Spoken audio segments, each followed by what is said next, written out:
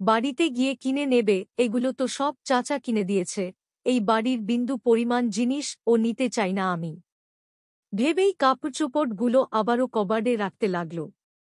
এই মুহূর্তে আফরানের পায়ের কাছে মাথা নত করে বসে আছে তিনটে লোক। আফরান একটা উঁচু টেবিলের উপর বসে আছে, বড় একটা বাংলো, অথচ আবছা অন্ধকার বাড়িটা, ভেতরে তেমন কিছু নেই, কয়েকটা বড় ধারালো ছুরি, পিস্তল সহ অনেক লাঠি সোটা। আফরানের হাতে একটা ছুরি। আমাদেরকে যেতে দিন, আমাদের ভুল হয়ে গেছে স্যার, কাঁদতে কাঁদতে ঘাম জড়িত শরীরটা এলিয়ে দিয়ে মাথা ফ্লোরে ফেলে বলতে লাগল ছেলেগুলো।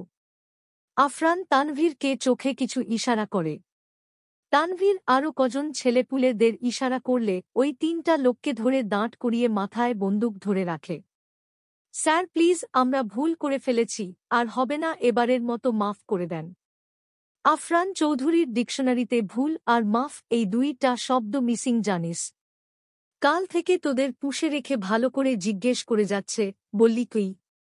স্বয়ং আমাকেই আসতে হলো।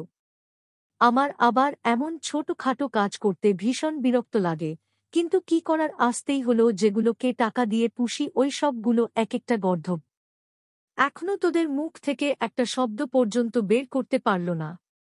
স্যার, আমরা যদি বলে দেই তাহলে এমনিতেও আমরা মরব। আমাদের যেতে দিন, কথা দিচ্ছি, আর দ্বিতীয়বার এমন ভুল হবে না।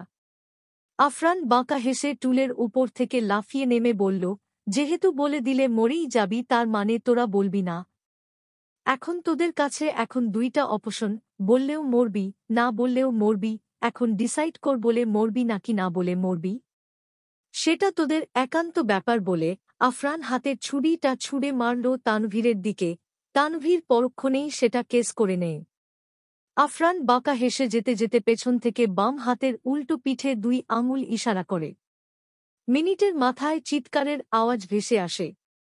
সময়টা সন্ধ্যা বিকেল মনে হল, সূর্যের রক্তিম আভা ছড়িয়ে আছে। এই দৃশ্যটা গ্রাম অঞ্চলে বেশি লোভনীয় হয়। মনে হয় ওই গোলাকার তেজহীন সূর্যটাকে হাতে নিয়ে পিষে ফেলি। কতটা দৃষ্টি আকর্ষণকারী এটা। তৃণা গ্রামে ফিরেছে, সেই সকালে গাড়িতে উঠেছে, এখন এসে নেমেছে। রাস্তায় অনেক জ্যাম ছিল, তাই এতটা সময় লাগল। নয়তো 4 ঘন্টায় এসে পৌঁছে যেত। হলুদ ফুলের শস্যক্ষেতটা দেখেই একটা স্বস্তির নিঃশ্বাস ছাড়ে তৃণা। আসার সময় মনটা বারবার চাইছিল থেকে যেতে, কিন্তু ওখানে থাকলে দম আটকে মারা যেত, এটাই ওর ধারণা। তাই তো চলে এসেছ প্রিয় মানুষদের ছেড়ে। যদিও তৃণা যাকে প্রিয় মনে করে তার কাছে সে একদমই তুচ্ছ বস্তু ছাড়া আর কিছু না।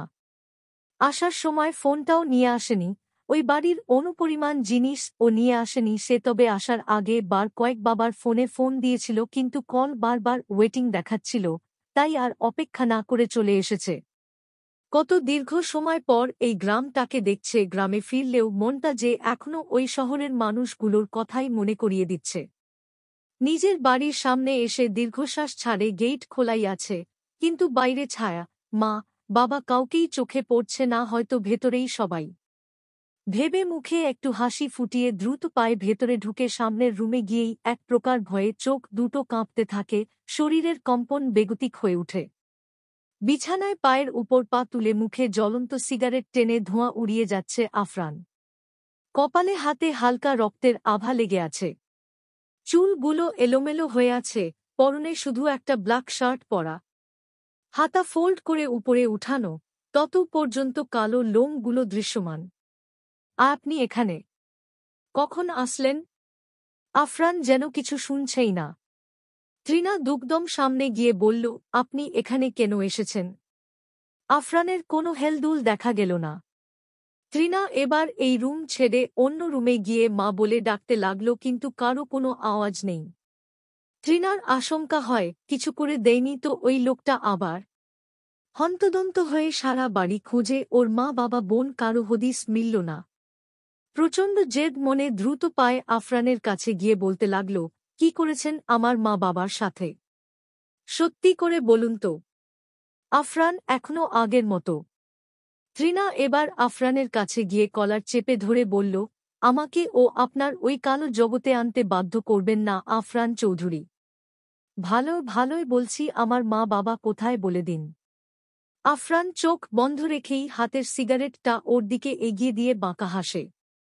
তৃণা, সীমায় থাকুন, নয়তো কি করতে পারি আমি আজ। আফরান এবার চোখ খুলে ওর দিকে তাকিয়ে বাঁকা হেসে কলার থেকে ওর একটা হাত ধরে জ্বলন্ত সিগারেটটা ঠিক শিরা বরাবর ধরে। তৃণার অন্য আরেকটি হাত সাথে সাথে আফরানের কলার থেকে সরে যায়। আহ, কি করছেন কি, সরান, এটা হাত পুড়ে যাচ্ছে তো। তৃণার কাতর কণ্ঠে আফরানের বুক বিন্দু পরিমাণ টলল না।